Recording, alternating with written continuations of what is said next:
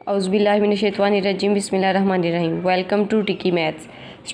Students, आज हम करेंगे फ़र्स्ट ईयर के चैप्टर नंबर 2 की नेक्स्ट डेफिनेशंस। ये सारी डेफिनेशंस और एग्जांपल्स वगैरह करके इंशाल्लाह जो है वो हम इसकी एक्सरसाइज भी करेंगे कंप्लीट अपनी एक्सरसाइज, और वो सारी सॉल्व होगी। तो चलते हैं हम जी। पहले जो टॉपिक हमने किया है ना वो तो था डिस्ट्रीब्यूशन कंटिन्यूस डाटा या डिस्क्रीट डाटा के लिए किस तरह जो है वो हमने फाइंड आउट करनी है। ठीक है, अब ये हमारे पास आ गया ग्राफिकल रिप्रेजेंटेशन वाला। ठीक है, तो ये पॉइंट है हमारे पास जी, ग्राफिक रिप्रेजेंटेशन ऑफ डाटा। अब डाटा को जो है वो ग्राफिकली, एक तो ये कॉलम में हमने किया है ना, ये है ग्राफिकली डाटा को किस तरह रिप्रेजेंट करते हैं। There are reason for drawing graphs. वो कह रहे हैं कि ग्राफ को डिज़ाइन करने के लिए रीज़न्स हैं। The most compelling being that one simple graph says more than 20 pages of prose। वो कह रहे हैं कि इसकी वजह ये है कि जो मोस्ट कंपीलिंग है ना वो ये है कि सिंपल ग्राफ सेज कहता है हमें more than 20 pages of pros, के 20 से ज़्यादा पेजेस लग सकते हैं। Many graph just represent summary of data. बहुत से ग्राफ क्या करते हैं, वो डाटा की समरी को डिनोट करते हैं। दैट हैज़ बीन कलेक्टेड, जो कलेक्ट की जाती है to support a particular theory, किसी खास थ्योरी को देखने के लिए। It is usually suggested that, ये अक्सर सजेस्ट किया जाता है या कहा जाता है, the graphic representation of data should be looked at before preceding for the format statistical analysis. कि जो ग्राफिकल रिप्रेजेंटेशन होती है वो क्या करती है, डाटा की शुड बी लुक्ड, वो दिखाई देती है एट बिफोर प्रोसीडिंग की फॉर द स्टैटिस्टिकल एनालिसिस, किसी भी स्टैटिस्टिकल एनालिसिस के लिए। Common uses of graphs. अब ग्राफ्स जो हैं वो कॉमनली कहाँ पे यूज़ होते हैं। Graphs are useful for checking assumptions. ये कोई भी अजम्पशंस को चेक करने के लिए यूज़ होते हैं। मेड अबाउट द डाटा, जो डाटा के बारे में बनाई जाती है। द प्रोबेबिलिटी डिस्ट्रीब्यूशन एज्यूम्ड, जैसे कि प्रोबेबिलिटी डिस्ट्रीब्यूशन को अज्यूम करने के लिए। अजम्पशन का मतलब होता है अज्यूम करना, किसी चीज़ को फ़र्ज़ कर लेना। सेकेंड स्टेप है जी, the graph provide a useful subjective impression. Graph क्या करते हैं, वो हमें प्रोवाइड क्या करते हैं, subjective impression as to what the result of the format analysis should be, कि हमारे एनालिसिस का जो है वो रिजल्ट क्या होगा।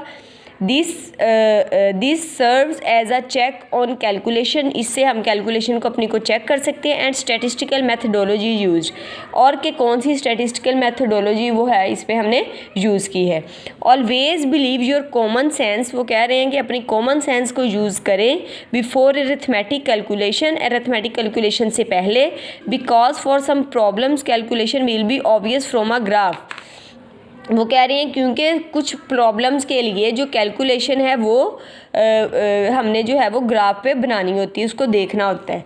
जाहिर सी बात है अगर हम कैलकुलेशन गलत करेंगे तो उसके अकॉर्डिंग हमारा ग्राफ भी जो है वो गलत बनेगा। नेक्स्ट है जी, graph often suggested the form of a statistical analysis. ये स्टैटिस्टिकल एनालिसिस को की फॉर्म में सुजेस्ट करता है टू बी कैरीड आउट, जो हमने लेके चलनी होती है। Particularly the graph of model fitted to the data. अब जो मॉडल हम यूज़ कर रहे हैं वो जो है हमारे डाटा पे बिल्कुल फिट आना चाहिए। ठीक है, नेक्स्ट है, graph give a visual representation of the data. अब ग्राफ किस चीज़ को डिनोट करता है, ये हमारे डाटा को विजुअल रिप्रेजेंटेशन देता है, मतलब इसको विजुअली देख सकते हैं। और the result of statistical analysis, और स्टैटिस्टिकल एनालिसिस के रिजल्ट को आगे है एनालिसिस टू द रीडर। ये क्या करते हैं, और the result of statistical analysis, और जो स्टैटिस्टिकल एनालिसिस का रिजल्ट निकलता है टू द रीडर, जो उसको देखने वाला या पढ़ने वाला होता है, which are usually easily understandable and more attractive. अच्छा, एक देखें टेबल बना होगा, ठीक है, आप लेट्स सपोज 100 वैल्यूज़ का टेबल बना हुआ है। आप हर वैल्यू को देखोगे तब आपको पता चलेगा कि किस चीज़ की फ्रीक्वेंसी ज़्यादा है, तो उसके अकॉर्डिंग आप देखोगे कि अच्छा कौन सी चीज़ ज़्यादा रेटिंग में आ रही है। बट अगर आपके पास 100 या 1000 वैल्यूज़ का भी ग्राफ बना होगा तो आप फ़ौरन जो है वो ग्राफ देख के विदिन 1 मिनट जो है, विदिन फ्यू सेकंड्स आपको पता चल जाएगा कि कौन सा डाटा जो है वो हमारा ट्रेंडिंग में जा रहा है। ठीक है, तो ग्राफ को जो है वो देखना आसान है और ये अट्रैक्टिव भी है। नेक्स्ट वो कह रहे हैं, some graphs are useful for checking the variability in the observation. कुछ ग्राफ्स किस लिए बनाए जाते हैं, डाटा की वेरिएबिलिटी को चेक करने के लिए। And outliers can be easily detected, और आउटलायर जो है वो उनको आसानी से जो है वो डिटेक्ट किया जा सकता है। ठीक है, नेक्स्ट है अब आउटलायर क्या है। Outlier are the data, outlier वो डाटा है which are highly inconsistent with the main body of the data, जो डाटा की मेन बॉडी होती है वो उससे कहीं बहुत ऊपर की चीज़ होती है। ठीक है, दीज में अराइज, ये इस वजह से होता है because of mistakes in कॉपिंग coding और may be some values.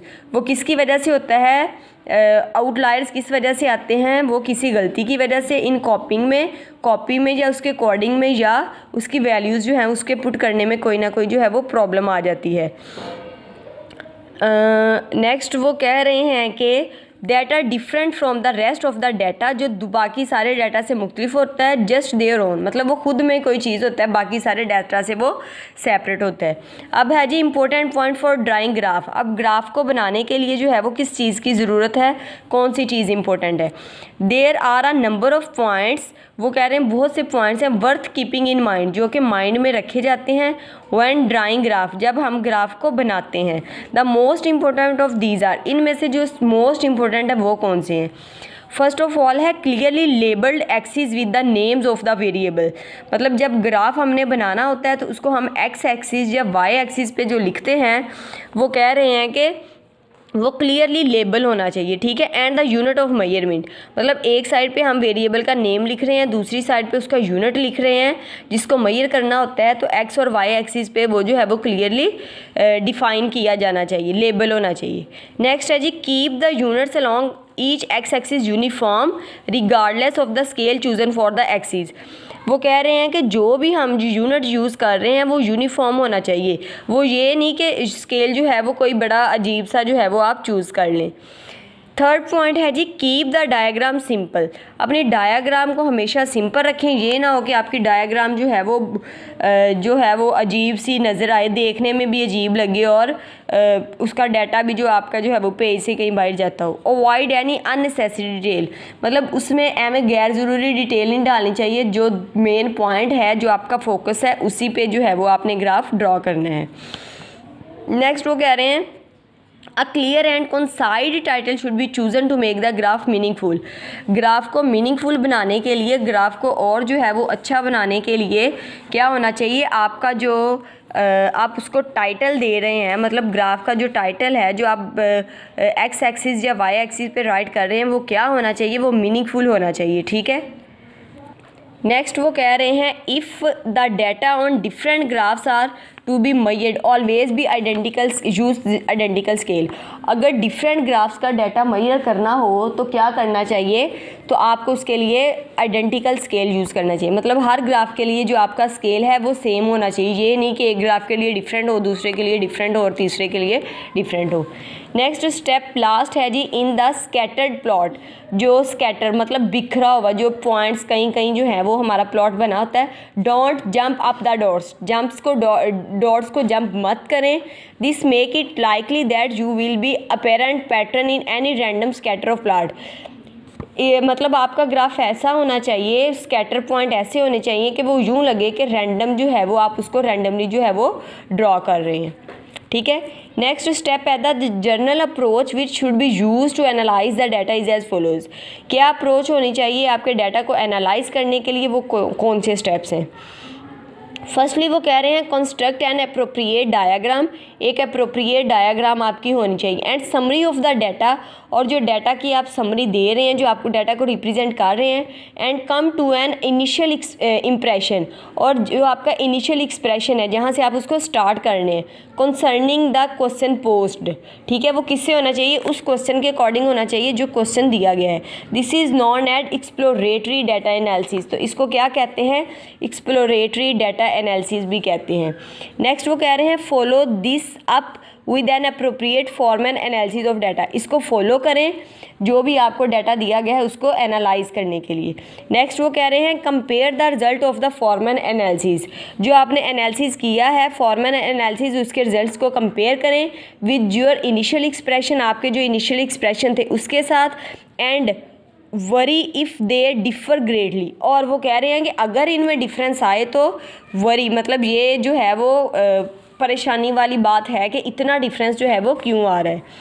Next वो कह रहे हैं द मेथड डिस्क्राइब हेयर, जो यहाँ पे तरीका बताया गया है, आर अप्रोप्रिएट फॉर डाटा, जो डाटा के लिए अप्रोप्रिएट है वो है single variable. Usually the data will be मेयर्ड on a continuous scale, जो डाटा हम मेयर करते हैं वो किस में होना चाहिए, कंटिन्यूस स्केल में होना चाहिए। और at least if this is not the case, अगर ये केस ना हो then the set of the possible values will be reasonably large, तो जो सेट वैल्यूज़ का सेट है पॉसिबल वैल्यूज़ का वो रीजनेबली लार्ज, वो लार्ज होना चाहिए। The type of graphs commonly used are given below. अब नीचे उन्होंने हमें ग्राफ बताए हुए हैं, मल्टीपल बार ग्राफ है, सिंपल बार ग्राफ है, पाई बार चार्ट है, और मतलब इस तरह उन्होंने अब हमें डिफरेंट जो है वो ग्राफ्स बताए हुए हैं। इन ग्राफ्स की डिटेल इंशाल्लाह हम नेक्स्ट वीडियोस में पढ़ेंगे। मज़ीद वीडियोस को देखने के लिए ट्रिकी मैथ को लाइक कीजिएगा, सब्सक्राइब कीजिएगा और बेल आइकन को दबाना मत भूलिएगा।